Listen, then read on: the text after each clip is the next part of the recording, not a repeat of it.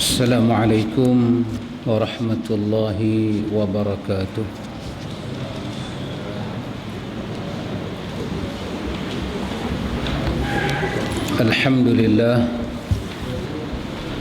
Alhamdulillah rabbil alamin. Nahmaduhu wa nasta'inuhu wa nastaghfiruh.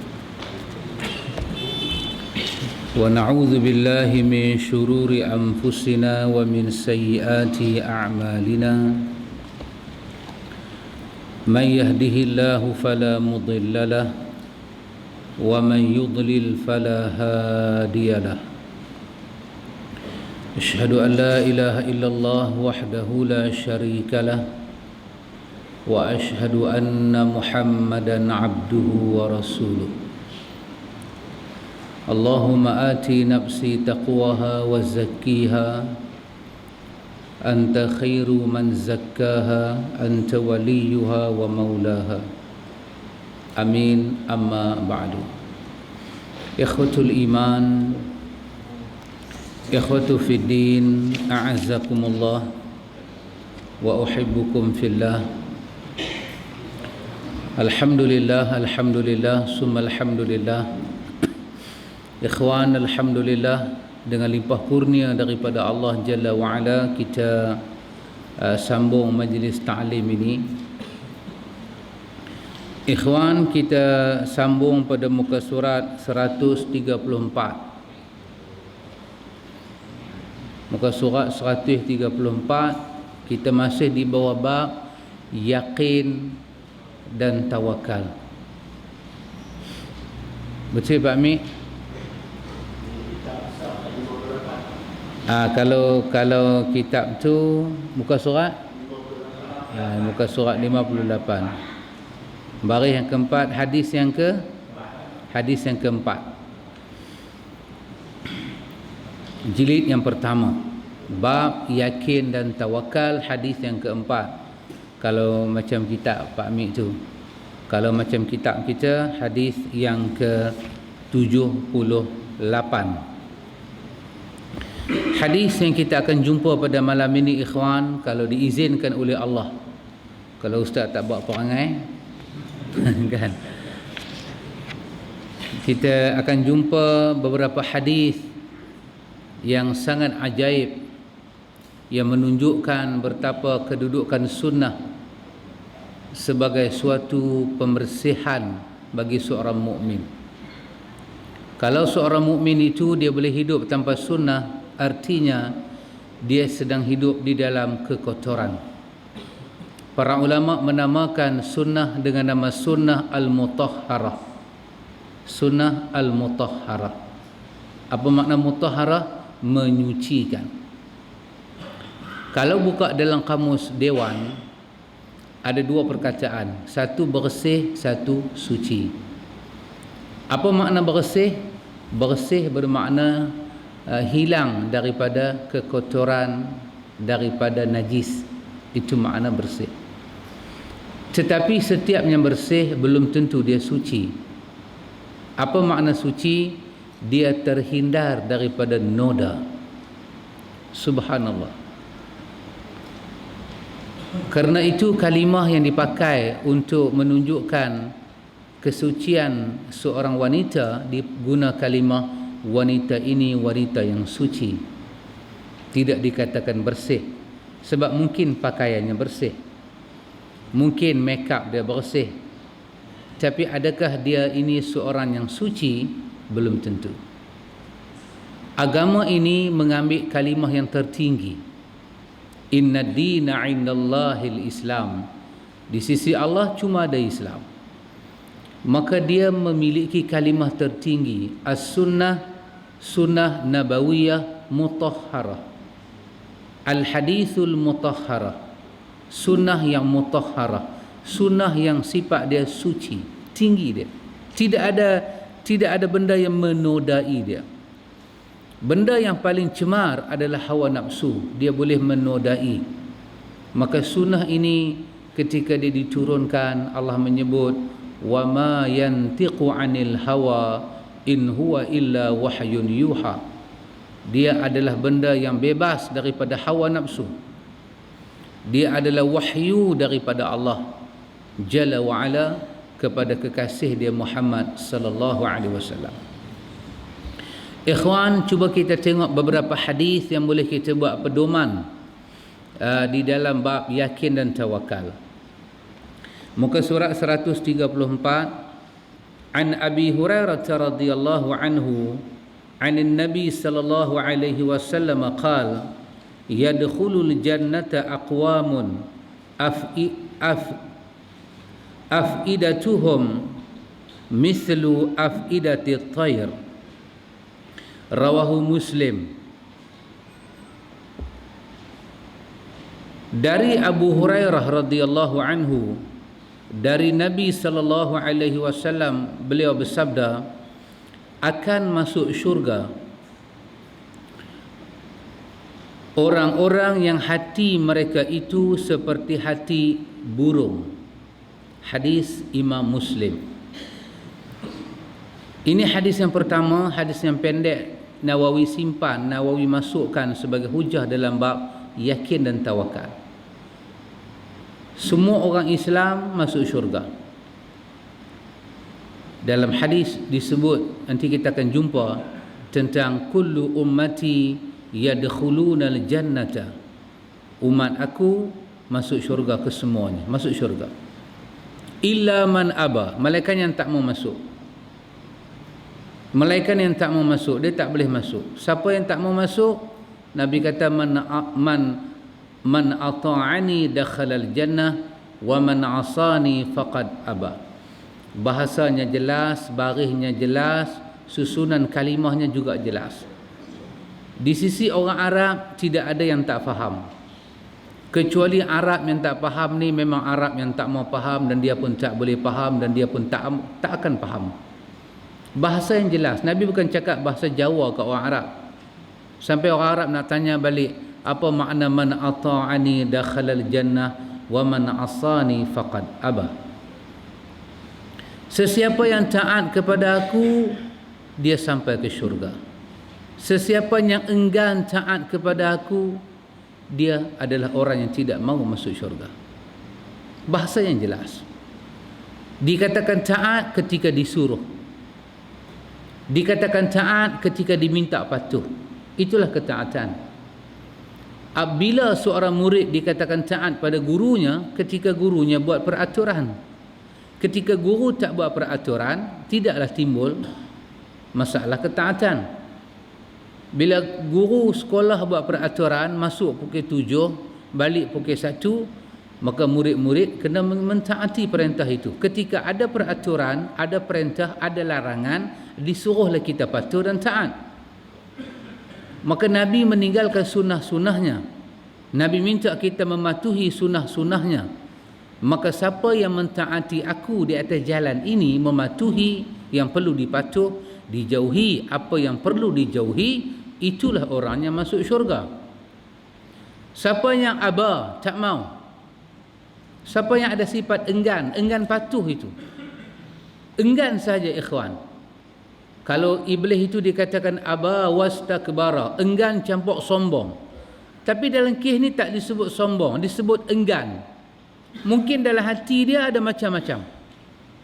Kerana pandang hina, kerana sombong, kerana tak mau, enggan.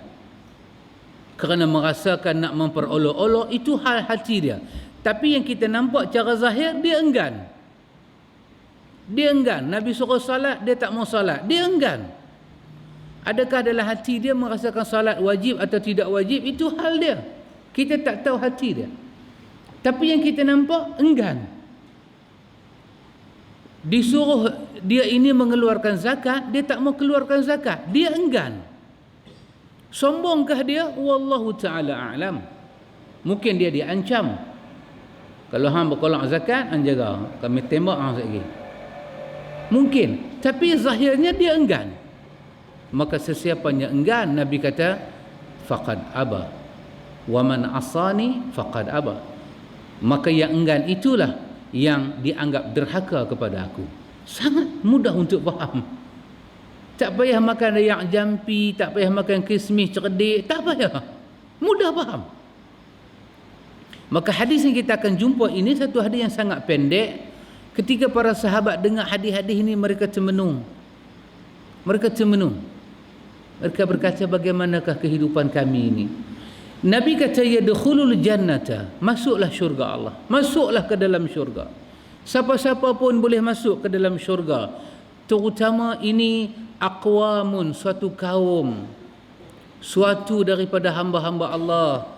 Afidatuhum, hati perut mereka, perasaan mereka, mithlu afidati tayr, seumpama hati seekor burung yang terbang. Seekor burung, kalau kita bedah burung tu besar mana lah hati dia, besar lagi hati kita. Tapi bukan masalah hati, masalah apa yang disimpan oleh burung itu. Apa burung itu simpan? Mungkin kita boleh melihat pada hadis yang ada pada muka surat 137. Ini kita langkau sikit. Apa yang ada dalam hati burung tu? Mungkin ada hadis pada muka surat 137, iaitu hadis daripada Umar Al-Khattab radhiyallahu anhu.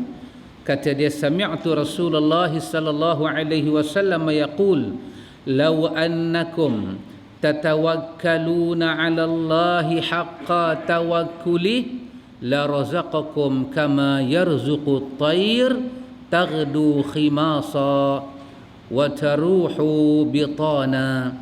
Rawahu at-Tirmidzi. Kata Tirmidzi, hadis ini adalah hadis yang hasan, tapi Syekh Albani menyatakan hadis ini adalah sahih.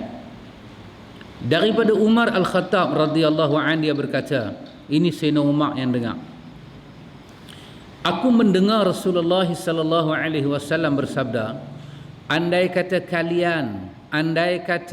seandainya kalian bertawakal kepada Allah Ta'ala, lau annakum, kalau sekiranya annakum, hampa semua ni, Nabi kata, tatawakkaluna 'ala Allah, hampa semua ni boleh bertawakal kepada Allah dengan sebenar-benar tawakal, tentu dia akan memberikan rezeki kepadamu sebagaimana dia memberi rezeki burung yang pergi di pagi hari dalam keadaan perutnya lapar dan pulang di petang hari dalam keadaan perut yang kenyang.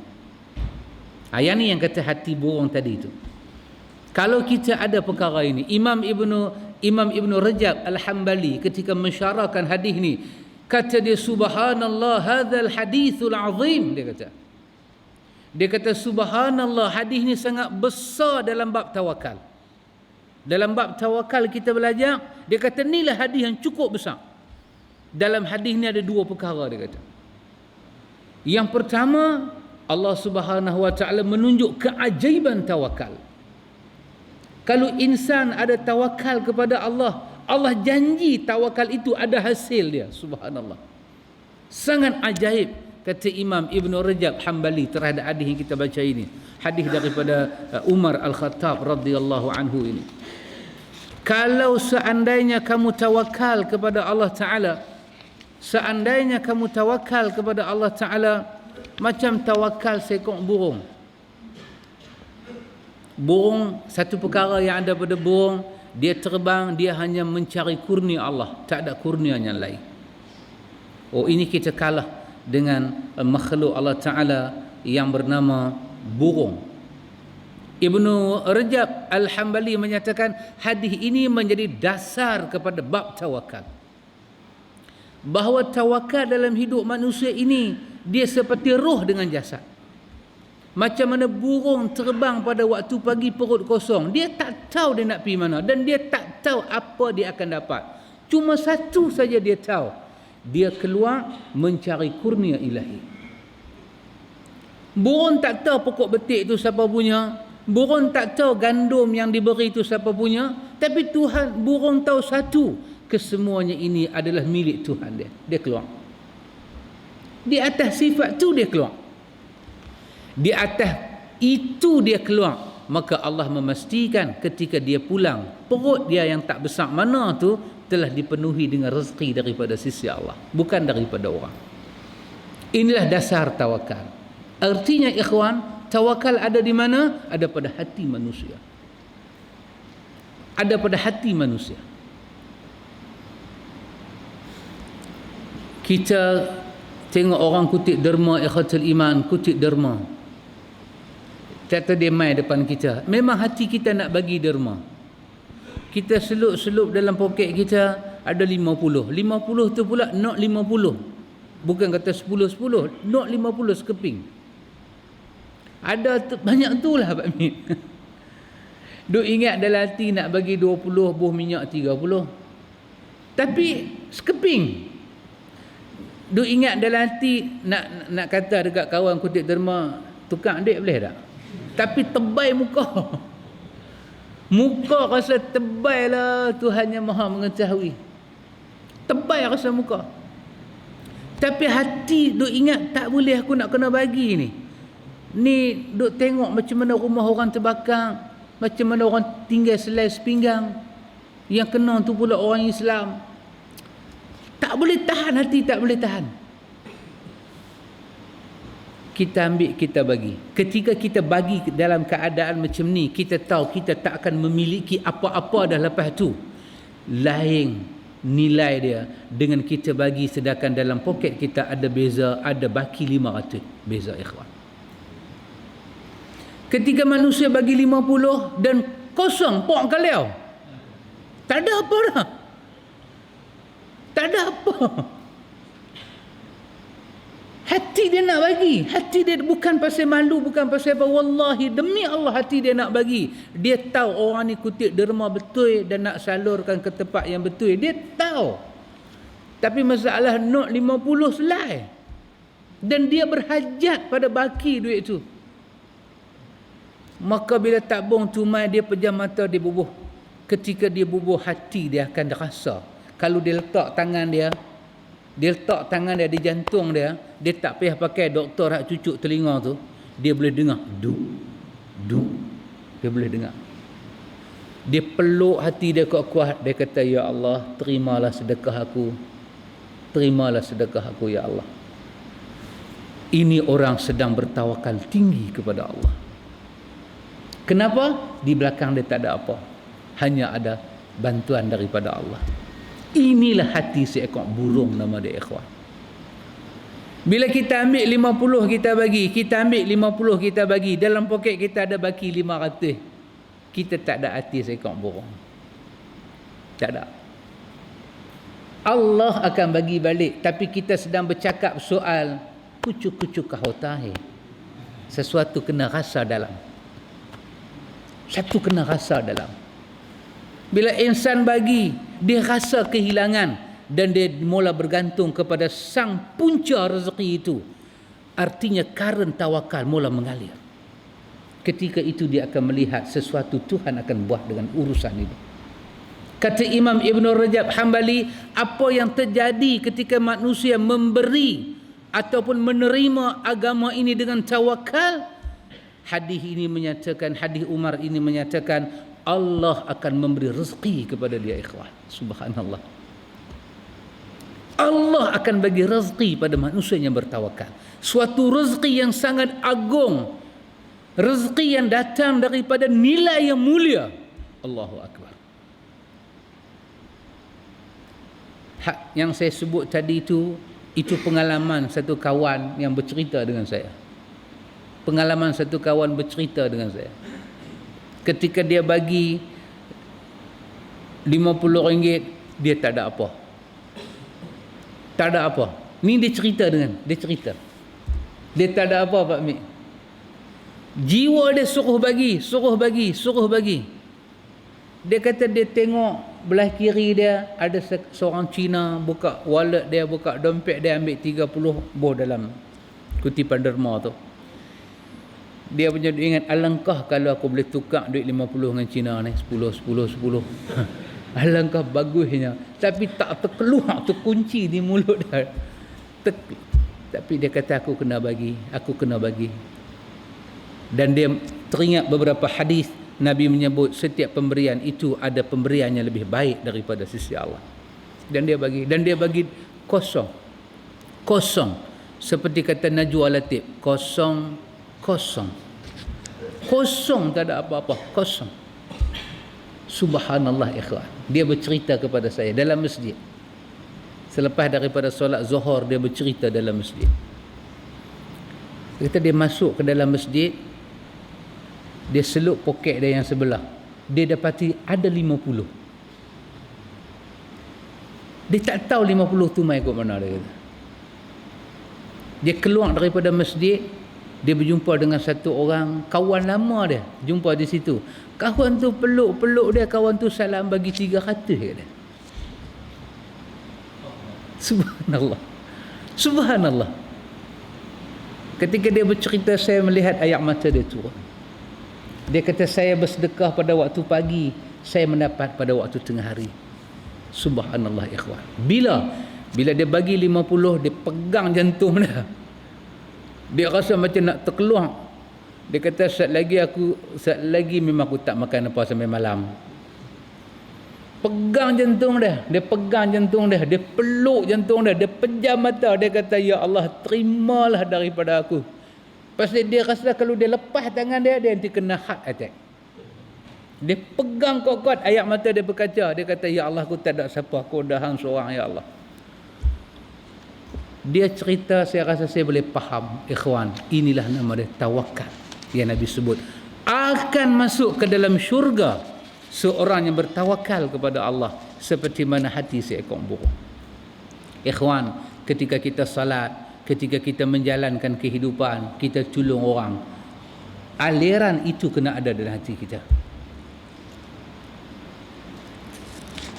Sehingga kan ikhwatul iman, para ulama kita, para ulama ahlus sunnah wal jamaah memberi pelajaran kepada kita supaya bila kita berbuat sesuatu, kita tak ada yakin dan tawakal pada Tuhan, kita mengulang balik langkah kita mengulang. Dan ini satu proses ikhwan untuk bertemu dengan Allah. Dia tak mai seperti mana orang Melayu buat pantun seperti pauh melayang macam itulah, macam orang Melayu duk kata tu, macam melayang apakah mai, macam bulan jatuh ke riba. Tak, dia proses apa dia? Pendidikan jiwa, proses jiwa.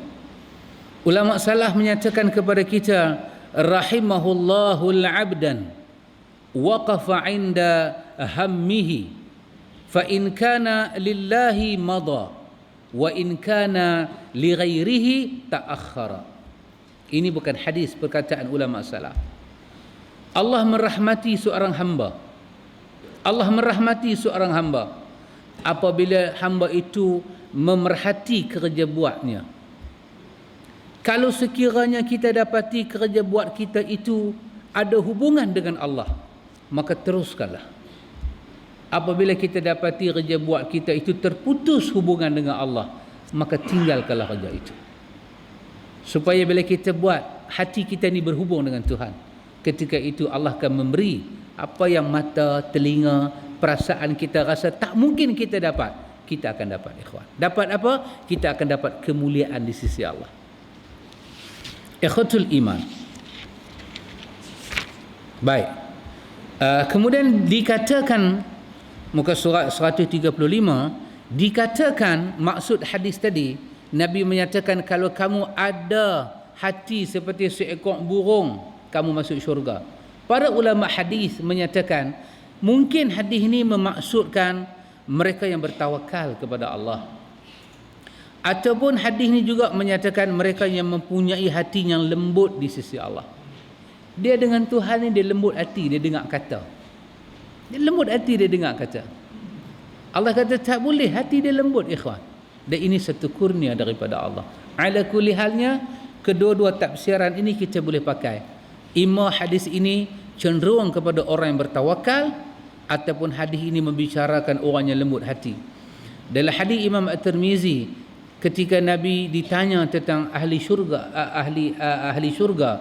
Nabi mensifatkan ada beberapa orang yang neraka tidak akan sentuh mereka, mereka tidak disentuh oleh neraka. Di antaranya Nabi menyatakan ini adalah orang layyinin sahlin, orang yang mudah dan lembut hati. Orang yang mudah berkira, dia lembut hati. Kedua-duanya kita gabungkan ikhwatul iman. Inilah yang kita nak faham daripada hadis yang diriwayatkan daripada Abu Hurairah radhiyallahu an, dan kita masukkan dengan hadis kita baca tadi daripada Umar Al-Khattab. Ikhwan, di sini ada pelajaran, artinya kita kalah dengan seekor binatang nama burung. Kita kalah. Dia kecil, ya subhanallah dia kecil, tapi jiwa dia besar. Kecil aja burung. Burung puyuh ke burung apa, rasanya dia kecil lah, tetapi dia memiliki kelengkapan untuk hidup lebih daripada kita. Dia boleh terbang pada waktu pagi sampai tengah hari. Allah kata rezeki kau ada di sana, dia pergi tanpa putus asa, tanpa mengeluh, tanpa minta bantuan siapa-siapa, terbanglah dia. Kadang-kadang dia kena lestit mati. Dalam usaha apa? Mencari kurnia ilahi. Beza dengan burung duduk dalam sangkar. Tu ada satu lagu, siapa menyanyi? Osman Hamzah tak silap saya. Dia kata sungguh malang nasibmu burung. Betul Pak Amin, eh? Sungguh malang nasibmu burung duduk dalam sangkar. Pasal apa? Burung duduk dalam sangkar, dia makan, dia minum, tapi dia tak akan dapat makan dan minum macam mana burung di luar sangkar. Apa dia ikhwan? Ada beza. Satu orang yang bergantung tulen kepada Allah dengan orang yang bergantung kepada Allah tetapi hati dia dan perhatian hidup dia juga sedang bergantung pada bendanya lain. Hidup dia jadi tak sempurna ikhwan. Sangat tak sempurna. Kerana itu para ulama salaf menyatakan kepada kita ikhwatul iman. Para ulama salaf kata kepada kita, di manakah kekuatan hidup kita ini? Kita ada orang sakit, ada orang tua, ada orang yang daif, ada orang yang lumpuh. Lumpuh maksud dia tak boleh bangkit, semua harap pada orang. Di mana kekuatan hidup dia ikhwan? Saya mendengar perkataan seorang yang lumpuh, dia kata, dengan suara-suara kita faham tak faham, bergulung suara dia. Dia kata mampu tak mau, hidup pun tak mau. Dan dia cakap ayat mata dia turun dan kita boleh faham apa yang sedang dia galah dalam hidup dia. Tetapi di manakah kekuatan hidup insan? Allah Subhanahu wa taala seolah-olah menjawab dalam satu ayat 17 sampai 21 daripada suratul Laili. Wal laili idza yaghsha. Seolah-olah Allah jawab ada satu hal, kekuatan manusia ini ada kena mengena dengan jiwa yang yakin dan tawakal kepada Allah. Jiwanya yakin dan tawakal. Allah berfirman, wa sayujannabuhal atqa alladhi yu'ti ma lahu yatazakka wa ma li ahadin 'indahu min ni'matin tujza illa ibtigha'a wajhi rabbihil a'la wala sawfa yarda. Di sini ikhwan, Allah sendiri telah menyatakan siapa yang akan Allah selamatkan daripada hidup yang susah. Dahsyat bahasa Quran. Wa sayujannabuhal atqa, akan kami selamatkan daripada azab neraka dan kehidupan yang sangat hina. Siapa? Atqa, orang-orang yang bertakwa. Kami selamatkan mereka. Wallahu a'lam, macam mana Allah selamat kita ikhwan tak tahu. Yang jelasnya my GST semua kena GST. Muttaqin pun kena, yang tak sembahyang sehari semalam pun kena. Semua kena. Tapi macam mana ayat ni menyatakan wa sayujannabuhal atqa? Kami akan kepung, kami pelihara hamba kami yang pertama daripada azab neraka. Tak akan sentuh dia ni, orang yang takwa Allah. Mungkin ke orang bertakwa itu tidak ada sifat tawakal kepada Allah? Tidak ada ikhwan. Dia mesti ada sifat tawakal. Allah Subhanahu wa taala katakan alladhi yu'ti ma lahu yatazakka.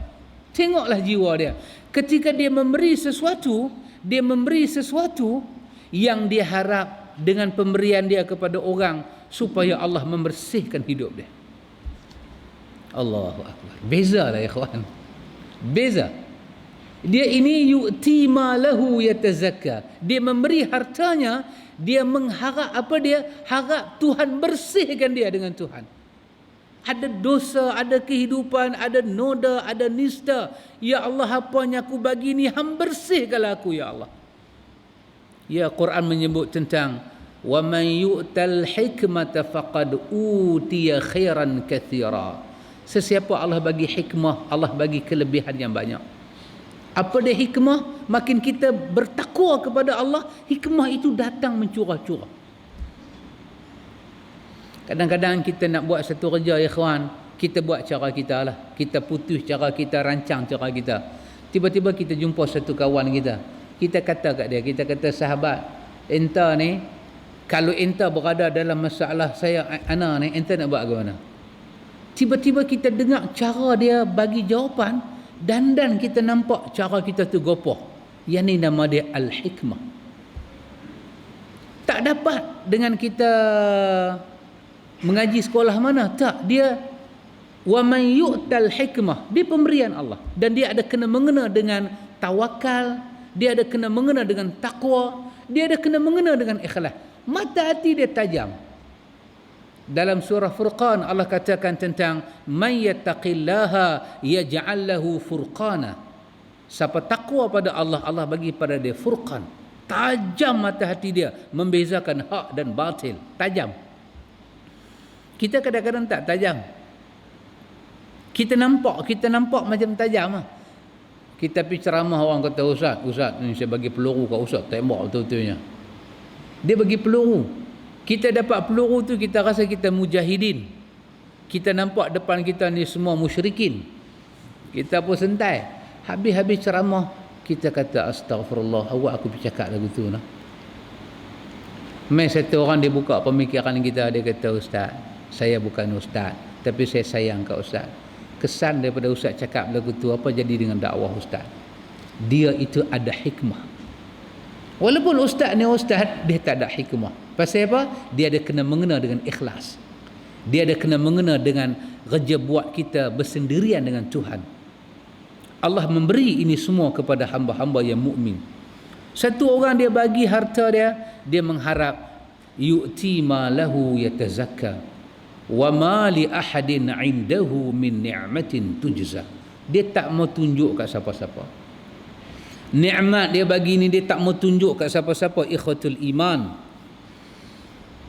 Illa ibtigha'a wajhi rabbihil a'la. Melainkan dia mencari redha daripada Tuhan dia. Wala sawfa yarda. Dia akan saksikan dalam hidup dia redha daripada Tuhan dia. Kalau kita hilang yang ni, ikhwan, kita hilang kehidupan. Kita hilang yang ni, ikhwan, kita hilang kekuatan jiwa. Kita hilang yang ni, ikhwatul iman, kita hilang segala-galanya. Kita habis, ikhwan. Kita tak ingat pada Allah. Allah katakan dalam ayat dia, kau ingat pada aku, jangan kau lupa pada aku, kau syukur pada aku, jangan kau kufur. Abdullah bin Mas'ud ketika menafsirkan ayat, ya ayyuhalladzina amanu taqullaha haqqa tuqatih wa la tamutunna illa wa antum muslimun. Apa makna ayat ni? Abdullah bin Mas'ud menyatakan, makna sebenar-benar takwa ialah kau taat, jangan derhaka, kau ingat, jangan kau lupa, kau syukur, jangan kau kufur. Di situ ada kekuatan kita, ikhwatul iman. Ikhwan, kita sambung lagi satu hadis. Inilah bab yang menceritakan sependek-pendek hadis dalam bab tawakal, tetapi semulia-mulia anugerah Allah kepada orang yang bertawakal. An Jabir radhiyallahu anhu annahu ghaza ma'a Rasulillah sallallahu alaihi wasallam qibala Najdin. Falamma qafala Rasulullah sallallahu alaihi wasallam qafala ma'ahum fa'adrakatuhumul qaila fi wadin kathiril adha fi kathiril idha. فنزل رسول الله صلى الله عليه وسلم وتفرق الناس يستظلون بالشجر. ونزل رسول الله صلى الله عليه وسلم تحت سمرة فعلق بها سيفه wa nimna naumahu naumatan fa idza Rasulullah sallallahu alaihi wasallam yad'una wa idza 'indahu a'rabi faqala inna hadha ikhtarata alayya sayfi wa ana na'im fastayqaztu wa huwa fi yadihi salta qala man yamna'uka minni qultu Allahu Allah Allah walam yu'aqibhu wa jalasa muttafaqun alaih. Kita tengok yang Melayu dia daripada Jabir bin Abdullah radhiyallahu an. Dia berperang bersama Nabi sallallahu alaihi wasallam ke arah Najdin, ke arah kawasan bukit tinggi, kawasan tinggi. Ketika Rasulullah sallallahu alaihi wasallam pulang daripada perang, Jabir ikut pulang bersama mereka.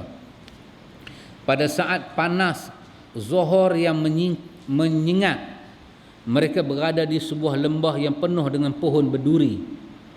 Maka Rasulullah sallallahu alaihi wasallam turut singgah, sedangkan orang-orang berpancar bernaung di bawah pohon. Dan Rasulullah singgah di bawah pohon samurah, pohon berduri yang besar, dan beliau menggantungkan pedangnya di sana. Kemudian kami tertidur. Tiba-tiba Rasulullah memanggil kita, dan di samping beliau ada seorang badui. Lalu beliau bersabda, sesungguhnya orang ini mencabut pedangku dan menondongkannya kepadaku ketika aku tidur. Maka aku bangun ketika pedang sudah terhulus di tangannya. Dia berkata, siapa yang bisa menjagamu daripadaku? Nabi sallallahu alaihi wasallam berkata, Allah, Allah, Allah. Dan beliau tidak menghukumnya. Beliau terus duduk. Hadis Imam Bukhari dan Imam Muslim. Dalam riwayat Jabir, kami bersama Nabi dalam perang. Kami bersama Nabi dalam satu peperangan, iaitu Zatir Riqa'. Zatir Riqa'. Ketika kami mendapati pohon yang rindang, kami membiarkannya untuk Rasulullah sallallahu alaihi wasallam. Maka datanglah seorang musyrikin. Ketika pedang Rasulullah digantung di pohon, dia kemudian menghulus pedang itu lalu berkata, kamu takut padaku? Beliau menjawab, tidak. Dia berkata, siapa yang bisa menjagamu daripada aku? Nabi menjawab, Allah. Dalam riwayat daripada Abu Bakar Ismaili dalam sahihnya, dia berkata, siapakah yang bisa melindungimu dariku? Beliau menjawab, Allah. Dia berkata, Nabi bersabda, maka tiba-tiba pedang itu terlepas dari tangannya.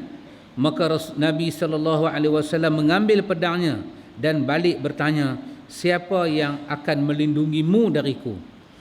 Maka dia berkata, jadilah engkau sebaik-baik orang yang mengambil nyawa. Lalu Nabi bertanya, engkau mahu bersaksi bahwasanya tidak ada yang berhak disembah kecuali Allah, dan bahwasanya aku ini Rasulullah? Dia menjawab, tidak. Akan tetapi aku berjanji padamu bahawa aku tidak akan memerangimu dan tidak akan bersama orang-orang yang memerangimu. Maka beliau, yakni Nabi, melepaskan orang itu lalu pergi menemui para sahabatnya dan berkata, aku datang pada kalian daripada hadapan orang yang baik. Hadis-hadis ini riwayat daripada Bukhari dan Muslim. Wallahu ta'ala a'lam. Ikhwan, mampukah kita sampai setara ni? Tak tahulah. Tapi memohonlah kepada Allah supaya kita termasuk dalam orang-orang yang Allah rezekikan kepada kita sifat tawakal dalam hidup-hidup yang mendatang ini, ikhwan. Orang sampai peringkat keletihan Nabi itu, dia ambil kesempatan, dia tengok Nabi duduk gantung pedang di pokok. Dia tabiat orang Arab lah. Letih, gantung pedang di pokok sandak, di bawah pohon yang beringin, rendang. Letih balik perang, letih balik perang. Hisap rokok pun letih. Lepas hisap lena, letih. Anak balik sekolah tanya, mak, awak ayah? Mak dia kata, tupak hang letih hisap rokok. Ya, letih. Nabi perang, ikhwan, perang. Tiba-tiba orang main letak pedang kat batang leher dia.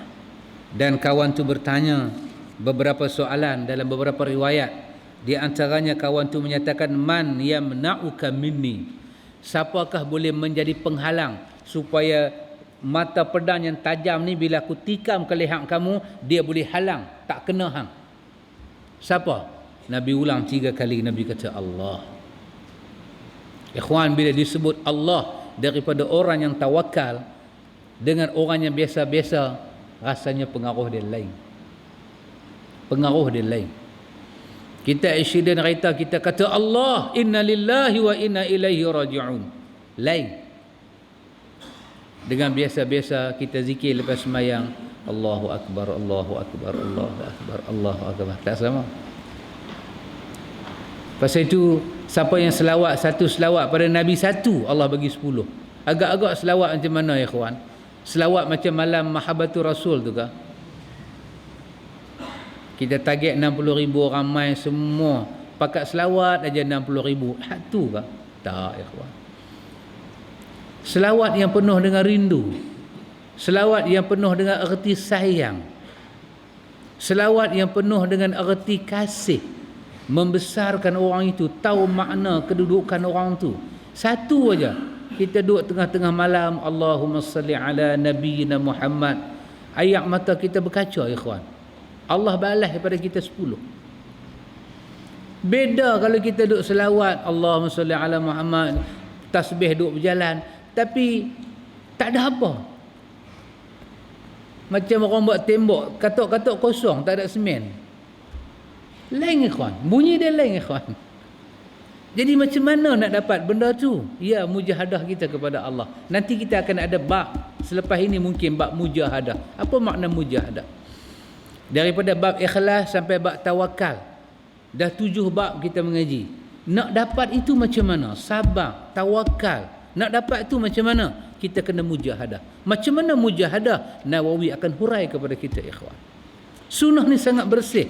Dia akan masuk dalam hati orang yang bersih. Dia membersihkan hati orang yang telah bersih. Dia mengangkat nilai kedudukan orang yang bersih di hadapan Allah. Tuhan yang sangat suci bersih. Karena itu Allah menyatakan, innallaha thayyibun la yaqbalu illa thayyiba. Allah yang baik tidak akan menerima melainkan yang baik-baik. Benda baik yang paling pertama Tuhan nak tengok hati manusia. Kalau kita boleh terima Rasul ini ikhwan, kitalah orang yang cukup baik dalam dunia ini. Ketika doktor datang kepada kita, tadi di hospital saya tengok kawan kita kena kanser, dah tak menyawa dah dia, hanya pakai mak oksigen. Abang tu dia kata kat saya, dia kata, Ustaz bagilah sikit kata-kata hati. Ramai orang saya tengok mai. Apa saya boleh kata ikhwan? Saya bukan doktor. Saya bukan doktor. Tapi satu benda saya teringat dengan hadis yang kita nak baca malam ni. Apakah yang boleh menghalang kanser itu bertindak kepada manusia? Allah ikhwan. Allah. Tak ada benda lain. Apa ada pada painkiller dan kemoterapi itu ikhwan? Kesemuanya makhluk ciptaan manusia juga. Apa ada dengan manusia ni ikhwan? Saya katakan Quran adalah ubat. Diturunkan Quran itu sebagai syifa, dan doa adalah ibadah. Ketajaman doa bukan sahaja menyelamatkan si hidup, tetapi manfaat doa di dunia lebih pantas daripada kilat menyelamatkan orang di alam barzakh. Pasal itu Nabi kata, ikhlaskanlah doa kamu ikhwan. Ikhlaskanlah doa. Dalam hadis yang sahih, Nabi kata satu jenazah, hadis Imam Muslim, satu jenazah yang disalat oleh 40 orang yang tidak syirik kepada Allah dan ikhlas, jenazah itu mendapat syafaat. Ya, disalat oleh 100 orang yang tidak syirik kepada Allah dan ikhlas, jenazah itu dapat syafaat. Syafaat apa ikhwan? Allahumma ghafir lahu warhamhu wa'afihi wa'afu anhu. Tapi orang yang ikhlas ni ikhwan, dia percaya dekat Tuhan, dia baca doa dan dia harap Allah terima doa dia. Samakah getaran jiwa kita baca dalam salat jenazah dengan kita tak rasa apa-apa? Kita rasa kita baru takbir Allahu Akbar, Kita baru nak kata Allah maghfir lahu, dengar tu imam Allahu akbar. Apa doa tak ada macam.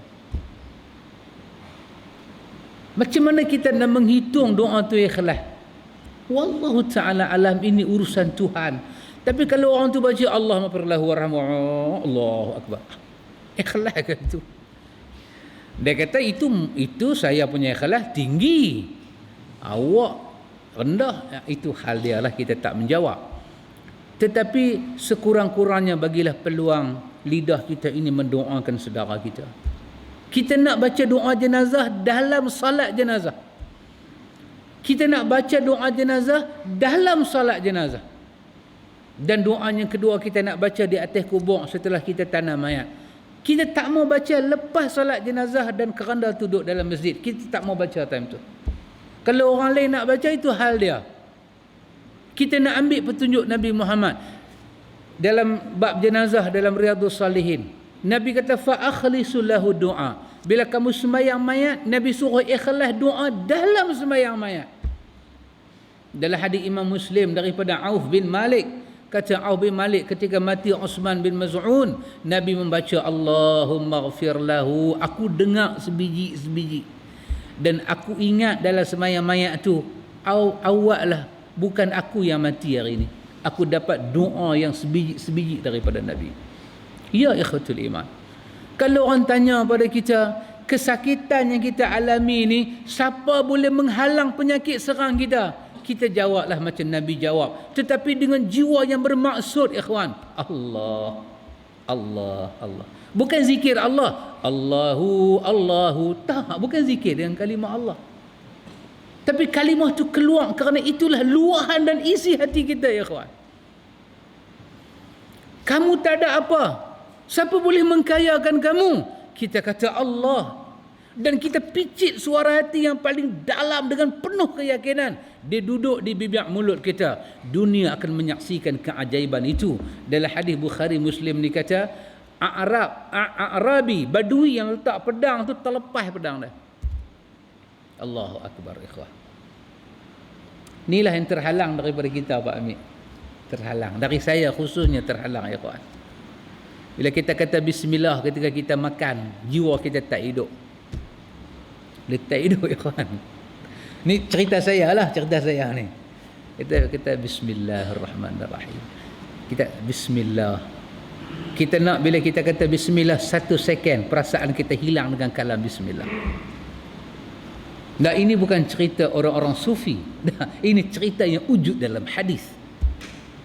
Artinya kita ni ikhwan, kita ada peraturan. Kalau saya cakap ni salah, saya minta maaf. Walaupun dah lepas raya, saya minta maaf juga. Ada beberapa kesalahan yang kita buat, ikhwan. Apabila azan kita bersembang, salah, ikhwan. Ini kerana baginda mengajak sunnah menjawab azan. Supaya kalimah Allahu Akbar yang dibawa oleh muazzin, kita sambut dengan jiwa dan perasaan. Mungkinkah kita jawab dengan jiwa dan perasaan sedangkan member duk sembang dengan kita masa tu, ikhwan? Ini kesalahan yang fatal dan total. Perbaikilah, ikhwan. Saya perbaiki diri saya, antum kena perbaiki diri antum. Buktikan kita di atas petunjuk Nabi Muhammad. Selagi tidak penting, kita tak akan sembang. Handphone bunyi, kita boleh jawab kemudian, ikhwan. Kita boleh silent. Ini azan. Dan kita membaca doa Allahumma rabbaha zita'awati tammah. Dalam hadis Bukhari dan Tirmizi menyebut doa itu akan dibawa oleh Nabi sampai ke bawah arasy ilahi dan akan jadi syafaat kepada umat dia. Kita nak bagi ada kontak tu, ikhwan. Bila orang azan, kita kena didik no handphone please. Tak mampu, tak mampu. Kok kena Parkinson terketak berbuih mulut? Tak, ikhwan. Kenapa kita sedang belajar mujahadah? Tak boleh, ikhwan. Kita tengok puak-puak merepek wal merapu ni. Mereka bila sebut selawat-selawat, mereka boleh very good actor. Mereka ni pelakon antarabangsa yang baik. Dia boleh buat menangis. Wahai tak menangis pun. Orang India kata poi saci. Maksud dia betul-betul temberang punya orang. Temberang punya orang. Poi saci. Boleh pun tak kat tu lah. Hak baki jangan tanya apa lah. Hak tu yang boleh pun. Hak belen-belen keturunannya ingat lagi sikit. Temberang betul-betul. Nala punya auta. Tipu. Tangisan tu tangisan tipu, bohong. Tangisan yang benar ada di mana? Ada pada kehidupan para sahabat.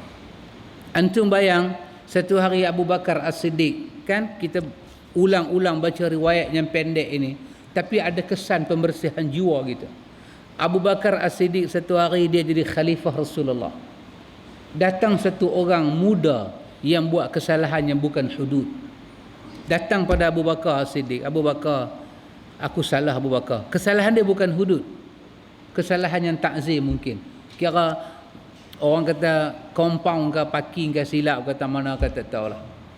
Dia datang dengan ayak mata ke Abu Bakar. Dia kata, Abu Bakar, aku salah, boleh tak hang tolong aku Abu Bakar? Abu Bakar ini khalifah Rasulullah. Dia orang besar. Dalam hati dia nak mendidik hamba rakyat dia. Dia kata tak, kamu layak dihukum. Perkataan itu menyebabkan remuk hati seorang rakyat yang mengangkat dia pada musim pilihan raya. Remuk hati hamba Allah tu. Kawan tu pun keluar beralih daripada Abu Bakar dengan lenangan air mata. Abu Bakar, aku ada anak, aku ada isteri. Kalau tak kesian kat aku pun kesianlah kat mereka. Abu Bakar kata, kau salah, kau layak dihukum. Air mata kawan tu turun, keluar. Tiba-tiba Abu Bakar panggil, ta'al ya fatah. Hai orang, tak ada kawan tu keluar pintu. Mai sini orang muda. InsyaAllah aku tolong kamu. Budak muda tu kata kat Abu Bakar, tadi hang halau aku. Hang kata hang tak mau tolong. Lah macam mana nak tolong aku pula? Apa seorang pemimpin besar ni jawab Amin. Abu Bakar tak keluar, tak grad mana-mana universiti. Dia tidak ada bachelor ke master ke dalam bidang pembangunan ummah ke, tak ada. Dia Abu Bakar As-Siddiq. Bukan Tan Sri, bukan Datuk Seri, nothing. Tak ada ni semua. Tapi dia boleh jawab dengan satu perkataan seluruh pemimpin dunia hari ni tak boleh jawab. Apa kata Abu Bakar? Wahai orang muda, apakah nasib aku di hadapan Allah? Kalau aku datang pada Allah, macam mana kau datang minta tolong pada aku dan Allah berpaling pada aku macam aku berpaling pada kamu? Karena itu semoga Allah tolong aku tolong kamu wahai orang muda. Subhanallah ya Allah. Di mana dia dapat ni semua? Daripada sunnah yang mutahharah. Bukan daripada mahabbatul Rasul hak merepek-merepek. Tak ikhwan, tak akan dapat hakikat kebenaran. Inilah ikhwan, ketika kita baca bismillahilladzi la yadurru ma'asmihi syai'un fil ardi wala fis sama' wa huwas samiul alim. Nabi suruh baca pagi, Nabi suruh baca petang dengan nama Allah. Mudarat apakah boleh menghampiri kita sama ada mudarat tu di langit dan di bumi ketika aku sebut nama Allah yang Samiul Alim, yang mengetahui dan yang sangat mendengar. Seolah-olah kita kata lah ni aku sebut nama Allah, makhluk mana sanggup berhadapan dengan nama Allah? Dan dengan penuh tawakal kita sebut kalimah itu, Allahu Akbar. Takkanlah Tuhan itu sampai membatu tidak menolong hamba dia. Innallaha ma'al muttaqin, innallaha ma'as sabirin. Allah bersama orang tawakal, Allah bersama orang yang sabar, Allah bersama dengan orang-orang yang bertakwa kepada Allah Ta'ala. Ayat ini berlambak dalam Al-Quran. Innallaha ma'al muhsinin. Allah bersama orang-orang yang melakukan kebaikan di sisi Allah. Tapi lah masalah kita lah ikhwan, mata hati kita tertutup. Allah itu akan membalas kita. Ima kebaikan, ima keburukan yang kita buat. Yang tu dia tak sampai. Pasal itu kita cuba nak belajar ikhwan. Bila orang azan kita nak sambut. Sambut dengan jiwa dan perasaan. Bukan mulut duk jawab Allahu Akbar, mata tengok handset. Oh tidak ikhwan. Dengar kuliah main handset tak apa. Ustaz tak marah. Tak ada marah. Dengar kuliah ni kalau lena pun tak marah Mamak seronok Kasim lena. Tak marah Tapi ketika kita menjalankan sunnah-sunnah yang lain, ketika kita berwuduk, Nabi dalam hadis Imam Muslim pesan pada kita hari Jumaat kita nak berwuduk, wuduk yang agak berbeza dengan hari-hari lain. Nabi suruh kita fokus fa ahsinul wudu, elokkan hari Jumaat mandi. Nabi kata, ikhwan, bila kita nak mandi pergi hari Jumaat, kita kena ada tawakal kepada Allah, kita kena ada yakin kepada Allah. Ini satu mandian yang mulia di sisi Allah, bukan kerana yang tumai pada sungai Gangga, tidak ya kawan. Alhamdulillah, kan tengok berita semalam bil api naik pula. Alhamdulillah, alhamdulillah. Ini semua kerana nak sayang rakyat tidur awal. Alhamdulillah, alhamdulillah. Betul, kita pun sebelum ke 10 mau berhenti bang. Pasal apa? Penjimatan elektrik itu daripada Islam, kerana mubazir itu saudara syaitan. Alhamdulillah ya khan, alhamdulillah. Satu the very good government kan, a very good excuse to citizen in this country. Bolehkah lagu tu Kak Pah nak? Daripada jauh saya nampak Abang Zahar dengan Kak Pah. I think I miss you too. Ikhwatul iman, hadis ini ada pelajaran ikhwan. Ketika musibah demi musibah datang, dengan bukan kita sebut di mulut, tapi bahasa kita nak renyok sampai masuk dalam hati kita ni. Apa yang kita sebut di hati, apa kita sebut di mulut, dia jatuh masuk dalam hati. Dia jatuh. Allah. Dan ini ada kesan pada orang lain. Ada kesan. Sesiapa yang bertakwa kepada Allah, wa yu'allimuhumullah, Allah akan alimkan dia berdasarkan takwa yang dia ada. Walaupun sama-sama mengaji satu universiti, tapi dia akan faham agama dengan caranya agak kita nampak ada kemuliaan. Kawan ni nampak macam merosot sikit. Pasal apa? Takwa itu memberi ilmu yang lain. Keikhlasan itu dia bagi ilmu yang lain. Mudah-mudahan hadis-hadis kita baca ni ikhwan, yang menunjukkan kehebatan Rasulullah menyebut Allah, bang, pedang kawan tu jatuh. Allahu akbar. Supaya ya Allah, hamba bagilah dekat kami hamba-hamba hang yang lemah ni ya Allah, sikit daripada erti tawakal dan takwa kepada hang ya Allah. Baik ikhwan, hadis tu hadis an Umar telah kita baca tadi. Betul Pak Mik? Kita baca tadi. Jadi kita masuk hadis yang bawah ni lah, iaitu bolehkah satu hadis lagi? Iaitu an Abi Umarah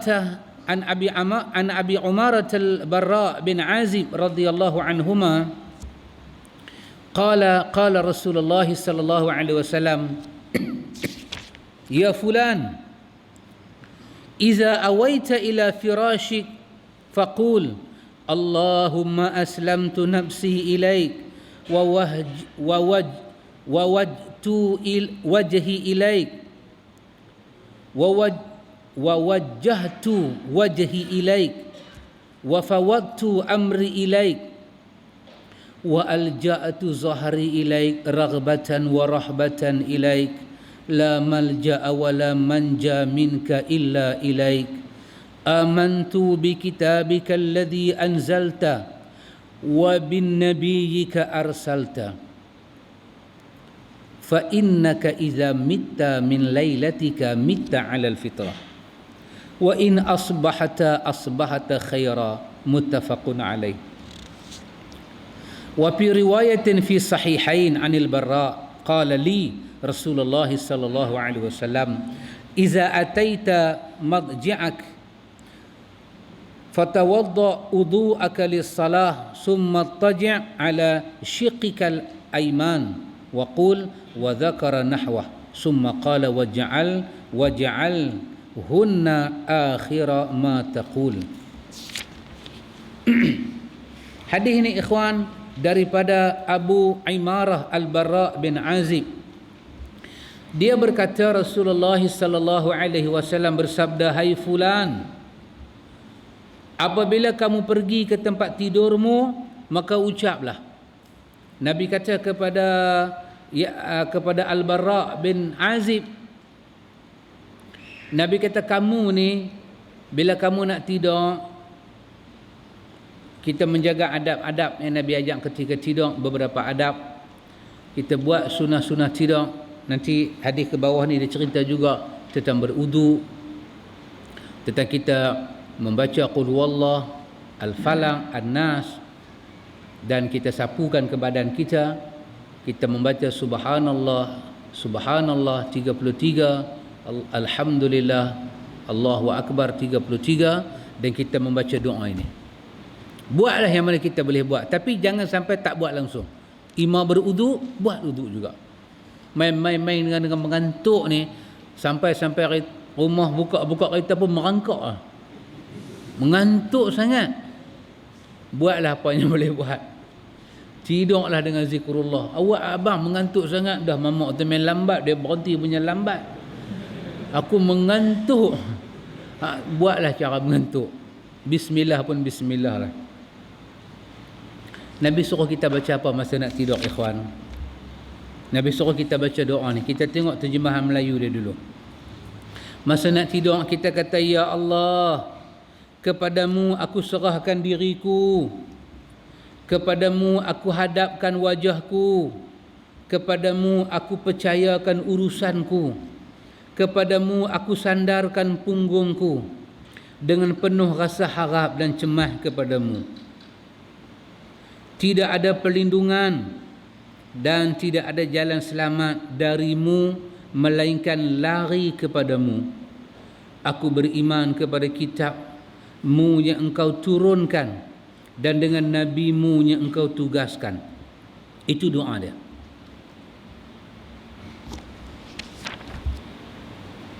Mari kita baca beramai-ramai sekali doa ni, ikhwan. Ini tidak bid'ah, ini kerana majlis ta'lim nah. Kita mengajak doa-doa yang kita tak pernah baca, kita baca. Dan itu juga kita tahu disebut oleh Imam Syafi'i kan dalam bab zikir. Boleh baca ramai-ramai dengan tujuan apa? Mengajak. Besok dah pandai, tak payah duk baca ramai-ramai dah. Dah pandai, tak boleh baca ramai-ramai dan tak boleh buat ramai-ramai. Jadi ni kita boleh baca. Allahumma aslamtu nafsi ilaika wa wajjahtu wajhi ilaika wa fawwadtu amri ilaika wa alja'tu zahri ilaika raghbatan wa rahbatan ilaika la malja'a wa la manja minka illa ilaika amantu bi kitabika alladhi anzalta wa bin nabiyyika alladhi arsalta. Itu doa dia. Ini doa dia. Nabi ajak masa bila? Masa kita nak tidur, ambil wuduk semua apa lebih kurang. Orang kata letak badan tu kan, letak badan tu baca doa ni. Kalau boleh lah lepas baca doa ni sengak lena terus Tapi kalau bini ajak sembang apilah. Saat ni dia kata sombong pula kan, sembang apilah. Tapi baca doa ni.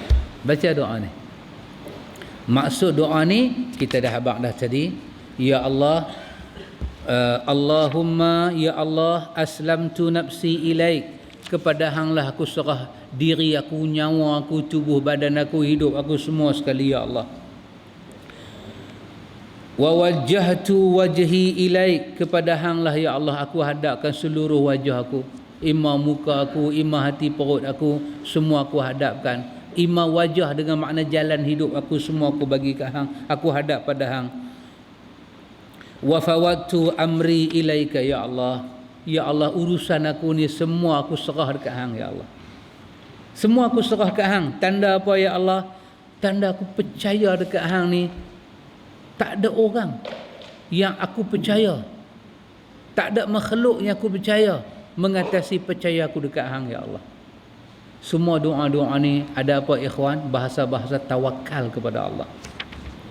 Ya Allah, wa alja'tu zahri, ya Allah aku rebah belakang aku ni ya Allah. Kita habaq ya Allah, aku nak rebah belakang aku. Ada tulang, ada rusuk, ada macam-macam dok ada dalam belakang kita ni ya Allah, aku rebah tulang belakang aku ni ya Allah. ilaika rahbatan wa rahbatan ilaika. Kita kata ya Allah dengan penuh rasa takut, rasa cemas, rasa harap. Aku letak badan aku, hang tahu ya Allah, berdebak hati aku ni, kalau malam ni hang ambil nyawa aku, berdebak ya Allah. Tamatlah riwayat aku dan apa aku nak jawab di sana, dengan cemas dan harap aku letak rusuk-rusuk aku ni semua kepada hang ya Allah. La malja'a wa la manja minka illa ilaik. Ya Allah, tak ada jalan nak selamat ya Allah. Tak ada jalan untuk selamat, melainkan ada satu jalan saja selamat, kembali kepada hang ya Allah. Tak ada dah, tak boleh selamat dah manusia ni, melainkan kembali kepada Allah. Amantu bi kitabikal ladzi anzalta. Ini buah akhir kita kata sebelum tidur. Aku beriman dengan penuh hati perut aku pada kitab yang hang buat turun ya Allah. Wan nabiyyikal ladzi arsalta, dan kepada nabi yang hang utuskan kepada aku ya Allah. Aku beriman. Nabi kata apa kepada kita? Nabi kata, maka seandainya meninggal pada malam itu, engkau benar-benar mati di atas fitrah. Siapa yang dah baca doa ni semua, dia tidur dan memang dia mati, maka dia mati atas fitrah. Dia tak ada dosa apa dengan Tuhan. Dia tak ada dosa apa dengan Tuhan. Jika engkau berada di esok hari, tidur-tidur tak mati. Pasal bil elektrik baru punya tak ada bayar lagi, umur panjang, tak mati. Maka Nabi kata, tak mati engkau itu masuk waktu pagi sampai nak boleh malam pula, engkau mendapat kebaikan demi kebaikan di sisi Allah. Ini Nabi ajak kat siapa ikhwan, kepada sahabat dia Bara' bin Azib. Dalam hadis bawah tu, dalam salah satu riwayat Bukhari dan Muslim daripada Bara', dia berkata Rasulullah sallallahu alaihi wasallam bersabda, kalau kamu mendatangi tempat tidurmu, maka beruduklah seperti udukmu untuk salat. Kemudian berbaringlah di atas sisi kananmu dan ucaplah doa tadi. Ambil uduk, tidur belah kanan. Dan semua kita tahu tidur belah kanan ni baik, orang doktor kata baik untuk jantung. Tapi doktor jantung pun tidur terlentang juga. Tapi dia kata baik untuk jantung. Tak apalah. Nabi, yang penting Nabi kata tidur belah rusuk. Kalau rasa kebas, pusinglah.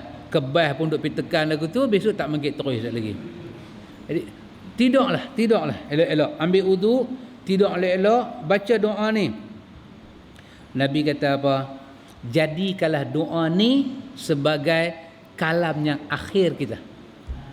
Jadikan. Nak sembang, kalau rasa nak sembang dengan bini, sembang dulu.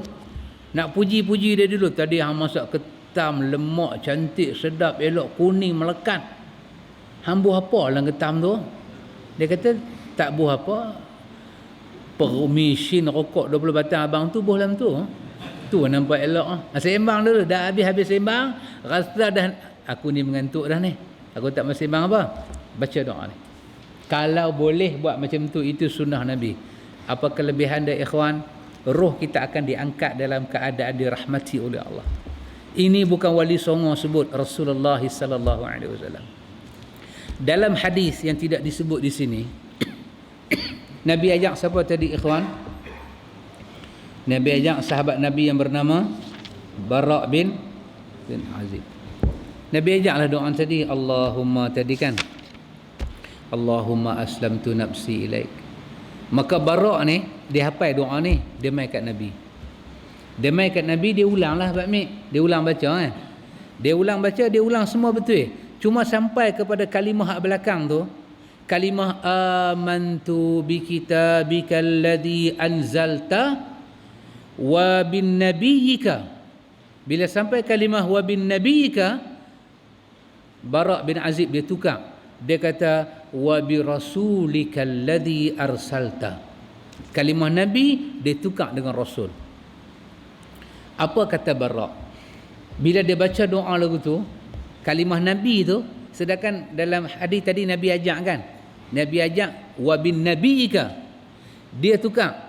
Atas-atas semua dia baca elok, sampai last tu dia tukar wa bi rasulikal ladzi arsalta.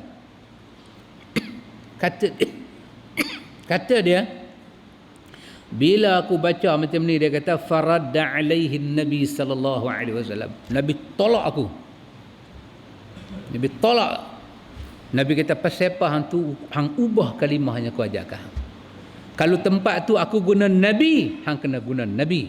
Kalau tempat aku tu aku guna rasul, hang guna rasul.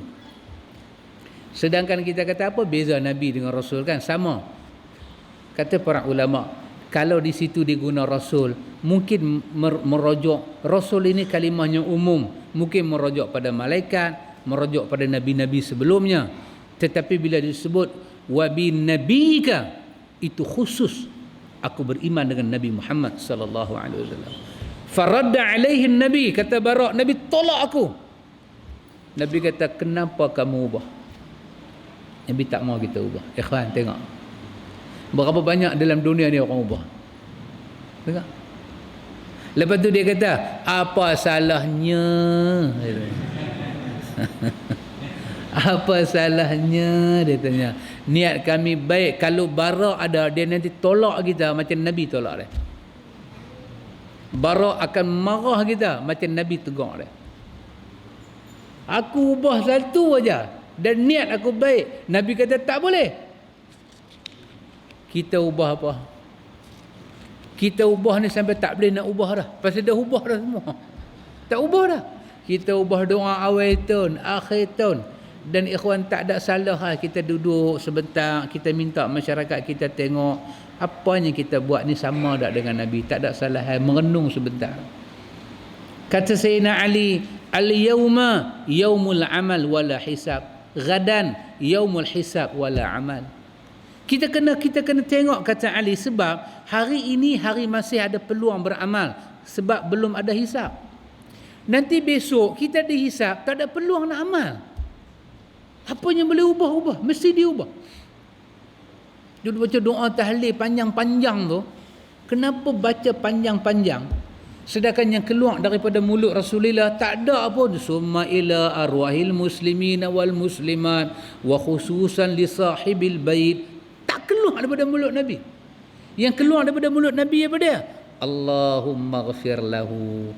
Adakah ayat liuk Nabi, lidah Nabi yang kata Allahumma ghafir lahu? Tak elok lagi doa tu. Jangan ubah, kawan, jangan ubah. Jangan ubah. Kalau Nabi semayang mayat tak pernah ada riwayat bagi duit, kita jangan kata apa salahnya. Memang salah. Kenapa ubah? Ubah ni satu kesalahan. Jangan ubah apa. Allah berfirman, summastawa 'alal 'arsy, dia di langit. Jangan ubah. Duk pergi kata Tuhan tak ada di langit, Tuhan ada di mana-mana. Yang tu bukan Tuhan, tu lagu Wahidah. Di mana-mana, tak kira masa. Itu lagu. Tuhan bukan macam tu. Apa? Jangan ubah. Satu aja Bara' ubah. Faradda alaihi nabi. Nabi bantah dia. Nabi kata, aku kata wa bin nabiyika alladhi arsalta. Kenapa kau baca wa bi rasulika alladhi arsalta? Aku ajak lagu tu baca macam tu. Ikhwan, ini di antara doa Nawawi Bubuh di sini, doa-doa yang kita tutup hidup kita ni dengan serah diri kepada Allah. Dan saya katakan ikhwan, kita akan rasa satu nikmat bila serah diri pada Allah yang orang lain tak rasa. Dan saya nak kata satu benda lagi sekali ikhwan, bila saya tengok orang ni bila dia serah diri pada Allah, dia tersenyum pada hari Tuhan membalas. Kan macam saya kata kawan tadi kan, dia bagi RM50, dia dapat beratus-ratus ringgit. Pada hari yang sama dia dapat. Bila dia dapat balasan daripada Tuhan, dia senyum tu punya panjang. Dan dia mula kata, silap orang bagi 1,000 bagus juga, dia kata. Tengok. Satu benda saya belajar, inilah ikhwan, satu nikmat kita akan dapat bila ikhwan pada hari Tuhan membalas. Hari kita berbuat, hari kita diminta mengerahkan segala tenaga perasaan kita menjadi abdi Tuhan, kita akan rasa sengsara dia sebentar. Tapi hari Tuhan nak balas bila ya kawan? Tak tahu. Tak tahu. Antum bayang, saya terangkan satu benda kepada satu kawan. Satu benda pada satu kawan. Benda yang saya terang pada dia yang kita duk mengaji dalam Al-Ibanah. Kan? Pasal isunya agak panas sekarang di mana Tuhan. Dan kawan ni cengih Pak Mit. Singa di hutan pun tak cengih aku dia. Memang cengih. Dia kalau sembang dia boleh tumbuk meja, kecut muka saya. Takut dia tumbuk dengan kita. Dia ni memang out of control kalau dia marah. Halnya dia tanya dengan saya. Dia kata, Ustaz, mereka duk kata Tuhan duk di langit. Mereka ni mau siku bagi baru tahu. Dia nak siku. Jadi saya tak kata apa. Saya kata biar api kat mereka kan. Tak, saya nak tanya Ustaz ke mana? Kita ahlu sunnah wal jamaah macam mana? Dia tanya soalan tu. Tadi dia nak siku ahlu sunnah. Dia tanya ahlu sunnah wal jamaah macam mana? Dia tanya. Saya nak kaitkan dengan tu, kegembiraan. Saya kata kat sahabat, saya pun main macam orang politik, main jauh. Tu kono kot tu, kono kot ni, kono kot tu. Dia kata sahabat nombor satu sekali, kita kena lapang dada. Pasal kita duk cakap pasal Tuhan. Kita bercakap pasal agung pun ada harta. Jangan main-main. Kan? Apa pandangan sahabat kalau kita kata agung ni dia duduk atas kursi dia macam kera duduk atas pokok? Apa pandangan sahabat? Oh, itu menghina agung. Boleh tak kita kata lagu tu? Tak boleh. Pasal apa hina? Itu macam mana kita pergi kata Tuhan duduk di langit macam duduk atas pokok? Kalau agung pun terhina dengan ayat tu, Tuhan lagu mana? Dia sengak Pak Mik. Dia sengak. Saya kata hati mau luah. Yang kedua saya kata mau baca doa Nabi Musa banyak-banyak. Rabbi syrah li sadri wa yassir li amri. Minta Allah buka dada kita bagi faham urusan agama. Dan yang ketiga saya kata Quran ni la raiba fi. Quran ni tak boleh ragu. Dan yang ketiga, empat saya kata Nabi Muhammad ni punya bahasa apa? Dalam dunia ni insan paling benar Nabi Muhammad nah. Kalau dia kata A tak akan tukar jadi B. Kalau dia kata Dajjal akan keluar sebelum kiamat, Dajjal mesti keluar sebelum kiamat. Ima kita tengok, ima kita tak tengok. Tapi demi Allah dia akan keluar. Jangan duk pergi tafsir Dajjal tu mereka dak Dajjal. Dia akan keluar. Hak dia buat Dajjal ni pun banyak juga. Hak Dajjal betul tu. Dia nanti keluar. Pasal Nabi kata Ya'juj dan Ma'juj, orang dia nak makan, dia akan keluar. Jadi apa pandangan kita bila Nabi kata Ya'juj dan Ma'juj akan keluar? Macam mana pandangan sahabat? Kalau saya kata Ya'juj Ma'juj ni dia bukan macam tu. Ya'juj Ma'juj ni maksud dia fitnah, maksud dia orang Islam berkelahi. Oh, dia kata mana boleh lagu tu Ustaz? Kita ahlu sunnah kena percaya kat Nabi. Jadi saya kata kat dia Pak Mik, saya kata yang kata Tuhan duduk di langit ni siapa dia? Tuhan kah, Nabi kah, Abu Bakar kah, DO mana kah, wakil rakyat mana kah? Yang kata Allah duduk di langit tu, yang kata Allah duduk di langit tu siapa dia? Yang kata Allah duduk di langit tu Allah sendiri, bukan pak tiri laki mak kita. Tuhan sendiri. Adakah kita ni sampai satu tahap cakap Tuhan tu dah tak ada kebenaran? Maka belah lepas ni kalau kita baca Quran tak boleh kata dah sadaqallahul azim. Lepas kita baca Quran, bacalah surah apa? Alaisallahu bi ahkamil hakimin. Tak boleh kata sadaqallahul azim, kena kata I think maybe true or not. Tak boleh kata sadaqallah. Pasal sadaqallahul azim duk kata lepas sembahyang tu dia untuk the whole Quran, not pada chapter-chapter tertentu. Betul ya Pak Cik? Chapter nah. Tu baru apa tu. Kan? Dia bukan pada ayat tertentu, tak, dia pada seluruh Quran. Seluruh Quran tu kita kata qul sadaqallah, katakanlah benar Allah. Jadi yang kata tu Tuhan, sampai Allah buat statement, dan Quran ni apa dia? Quran ni apa dia? Kalam Allah. Orang Melayu ada kata kan, lembu pegang pada tali, Orang pegang pada janji ditepati. Tu orang. Kita pegang pada janji. Tak pasal apa kita orang tipu kita? Pasal apa kita marah? Tipu tu apa dia? Tipu tu apa dia? Tak payah apa wow. Ni apa dia? Tipu tu omongan kosong. Tipu tu adalah perkataan-perkataan satu orang yang tidak ditunai. Tak, kenapa hang pegang kata dia? Saya kata kat Abang Syarif, jangan lupa minggu depan pukul 3 tunggu saya ambil Abang Syarif, kita pergi kena kanji Arab di Taiping. Abang Syarif pun tunggu, cancel sana cancel sini. Abang Syarif pegang hak saya kata tu, pegang. Tak tahu saya tuang. Abang Syarif kata kat saya, apa api tuang? Apa api tuang? Lah, saya kata, apa masalah saya tuang? Abang Syarif kata, kalam dah keluar. Lah, saya kata, apakah pentingnya kalam ni? Kenapa kita tak marah pada orang bisu? Pasal dia tak cakap. Pasal dia tak ada kalam. Kalam ni lah kita nak pegang. Saya nak pegang apa kat Pak Amir ni? Nak pegang tangan. Pak Amir ada 2 tangan. Kalau saya pegang tangan Pak Amir, Makcik Mah lagu mana nak pegang apa? Saya tak boleh pegang tangan Pak Amir. Saya pegang kalam Pak Amir.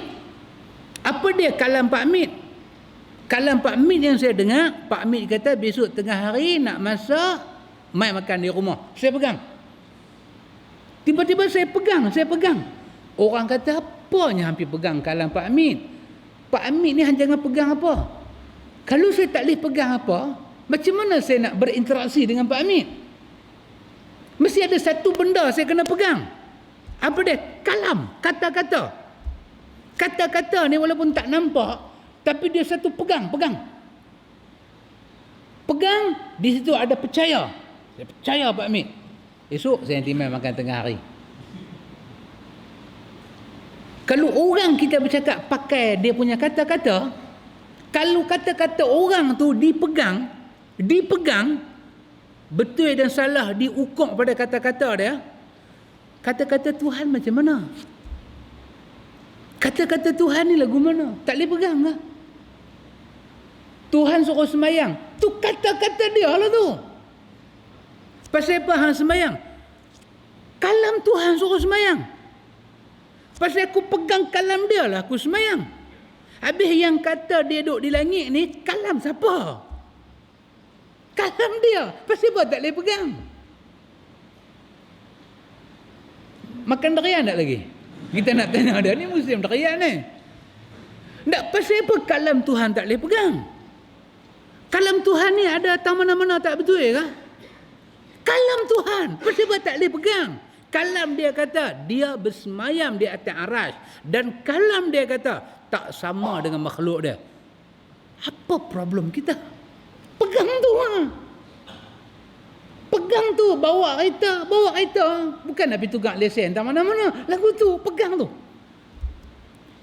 Yang kata Tuhan ni ada tapi tak ada tempat, duduk tak mana-mana, kita nak tanya, kalam siapa? Kalam siapa? Kalau kalam Tuhan, kita nak pegang. Orang Arab kata, i'ti burhanak. Bukmeh hang punya bukti dia.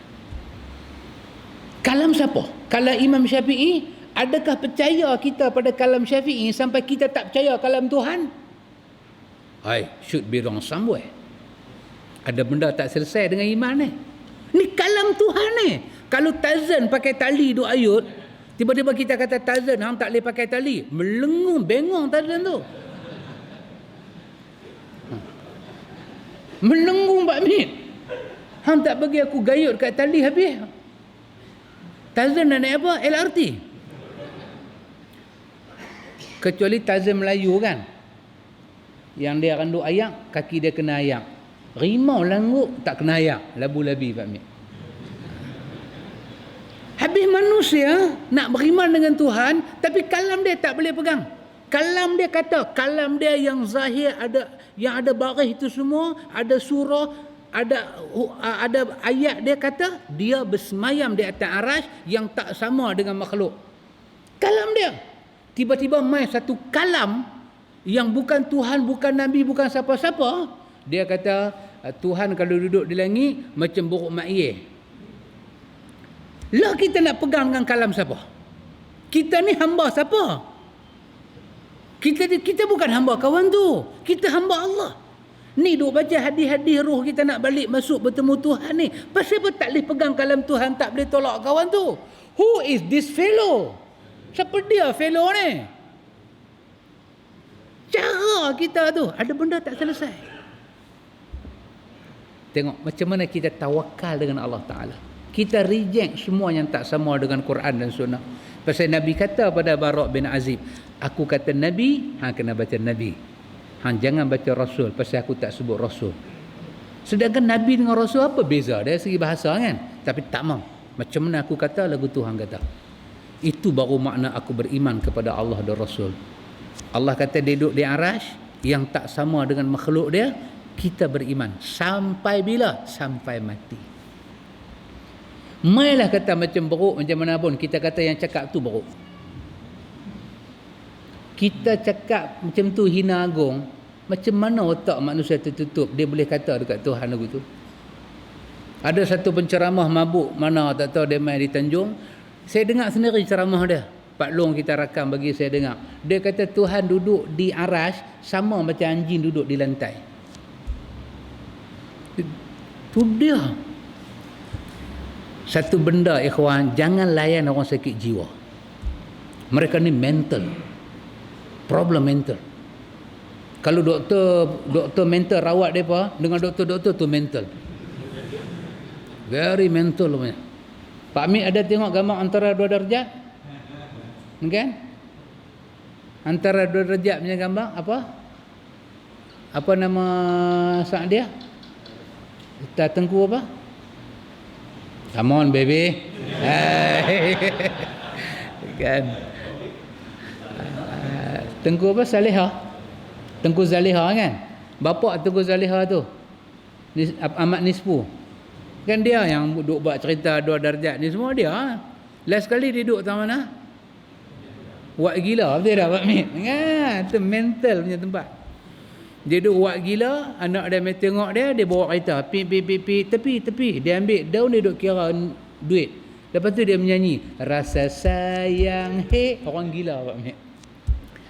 Kita kata wallahi demi Allah, duk kata Tuhan sama dengan beruk, Tuhan sama dengan benda ni semua ni mental dalam akidah. Maka jangan layan sangat orang lagu ni. Kita bawa jalan akidah Ahlussunnah, kita terang akidah Ahlussunnah, kita tak ambil peduli pasal depa pun, kita tak rugi tak mana-mana. Kita layan depa, kita boleh kena darah tinggi. Lah ni kita nak darah tinggi tu pi kat depa. Kita tamu darah tinggi, kita pegang kalam Tuhan. Kalau kalam Tuhan sampai peringkat tak boleh pegang, bermakna Tuhan dah tak ada apa-apa dalam hidup kita, kita akan punah ranah, kita akan jahanam. Itu kesimpulan kita belajar malam ni. Insya-Allah kita akan masuk lagi satu hadis.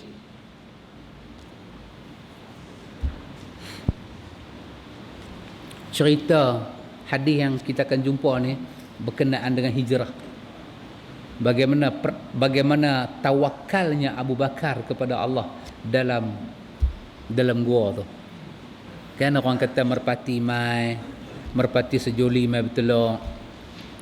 Lepas tu Spiderman pun mai buat sarang. Dalam hadis yang kita akan baca ni, dia tak cerita tu semua. Dia cerita macam mana hati perut Abu Bakar.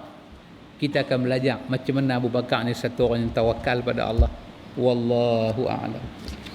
Subhanakallahumma wa bihamdika asyhadu an la ilaha illa anta astaghfiruka wa atubu ilaik.